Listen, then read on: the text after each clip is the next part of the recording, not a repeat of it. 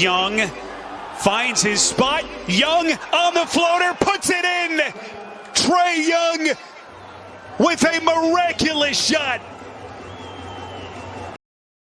Yo guys, what's going on today? Today we're going to be talking about the MVP candidate no one is talking about. We've heard about Luka, heard about Giannis, Kevin Durant, LeBron James, Joel Embiid, Nikola Jokic, but the one guy that is constantly getting overlooked in these pre-season MVP odds is Trae Young. Trae Young is being utterly disrespected, and so are the Atlanta Hawks for that matter, for this upcoming season. Everyone's been talking about the Bulls getting better, everyone's talking about the Miami Heat getting better, heck, even the Brooklyn Nets added Patty Mills to that already really good team. But fact of the matter is, Atlanta Hawks are one of the better teams in the East, if not the best. After Nate McMillan took over for the Atlanta Hawks, they won 26 games and lost 12. Their winning percentage was .684, and if they were to, aggregate that for the entire season last year, they actually would have been number one in the East. Now, I know what y'all are saying, the Brooklyn Nets are good, the Brooklyn Nets are this, they're stacked, they're a super team. I completely agree with that sentiment. This is the regular season. They're not going to be playing the Brooklyn Nets for 82 games. They're going to be playing other teams as well. And if they have a better win percentage, they're going to be the number one ranked seed. And I'm not saying they're going to beat Brooklyn in a 7-game series. Let's be honest, a healthy Brooklyn team wipes the floor with any team in the East. But there can be a case made that Atlanta Hawks have a really good chance to be a top 3 team in the league.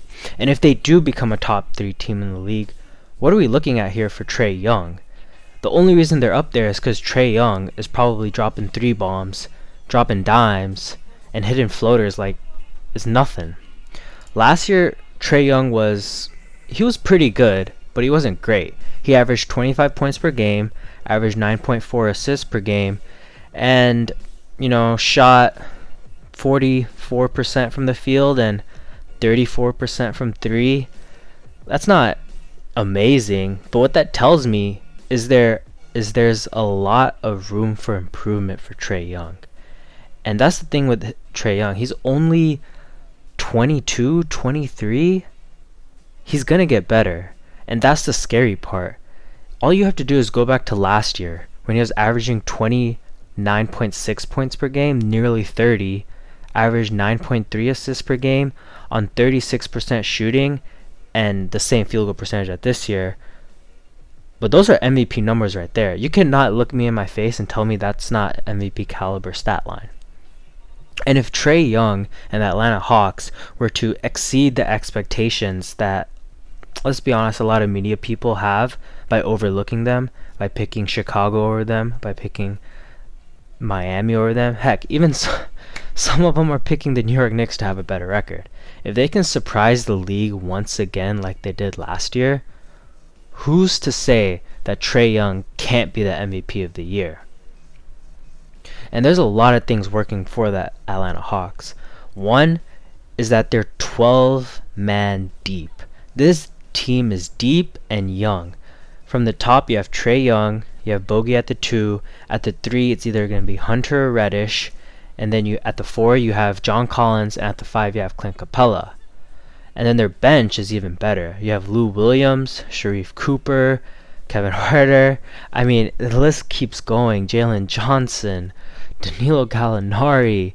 I think their backup center, Ngaku, is out for until January. But he's there too, and I'm sure they'll find a big man to fill his spot until he comes back. But this team is deep. And the crazy part is, out of all those players that I mentioned, almost half of them are super young and super talented. Meaning it's not just going to be Trae Young that's getting better. Cam Reddish, DeAndre Hunter, Sharif Cooper, Jalen Johnson, and even John Collins, who signed, I think, 5-year, 125.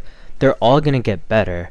If they can somehow find a way to mimic what they did with Nate McMillan last year in that stretch, they're going to be one of the top 3 teams in the East. And there's no denying it. And when they are, the media is going to eat it up, and the push for Trae Young to be MVP is going to be at all-time high. And I can definitely see him pulling out with the award in that situation. McMillan, who is honestly one of the better coaches in the league right now, considering what he did in the playoffs, you're looking at a team that could very well have the best record in the NBA. It's not far-fetched to think about, and I know it's a bold take, but if they can, have one of the best records in the East, and Trae Young can have, let's say, like 30 points per game, 9 assists, 4 or 5 rebounds a game, 3.5 turnovers a game, and have his shooting splits to be roughly like 45, 38, and 90, he's going to have the MVP in the bag. And he's going to overtake Luka as the best player coming out of that draft. And I'm excited to watch the Atlanta Hawks play next year. So, thanks for watching. Click on the left-hand side to hear my thoughts about the Dark Horse Rookie of the Year, Alperen Şengün. Click on the right-hand side to hear my thoughts about who I think is going to be one of the best scorers in the league in a couple of years, Jalen Green. Other than that, thank you for watching. Leave a comment below, like, subscribe. See you later.